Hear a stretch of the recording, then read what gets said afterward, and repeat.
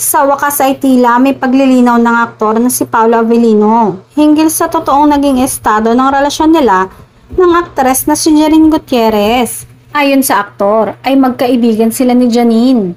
Pinag-uusapan ito ng fans ni na Paolo at Janine Gutierrez at Kim Chiu dahil para sa kanila, dapat talagang linawin ng aktor kung magkaibigan lang sila ng rumored girlfriend niyang si Janine Gutierrez. Ito ang nagpasaya sa mga tagahanga ni na Kim Chiu at Paolo Avellino o mas kilala sa kanilang tandem na Kim Pao. Ayon sa Kim Pao fans, mukhang may something talaga sa dalawa at mukhang gumagawa ng paraan si Paolo para makuha ang puso ni Kim Chiu.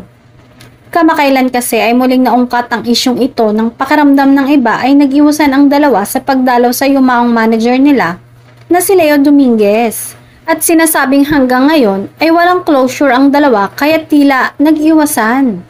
May bulong-bulungan ding pinagseselosan noon ni Janine si Kim kaya raw naghiwalay ang dalawa. Ngayon nga ay malinaw na walang namagitan kina Paolo at Janine kaya't super happy naman ang madlang people lalo na ang Kim Pao fans. Ibang level na nga kasi ng closeness matapos mapaamin si Kim Chiu na binubusog siya ng mga regalo ni Paolo at nasa ligawan stage na ang dalawa.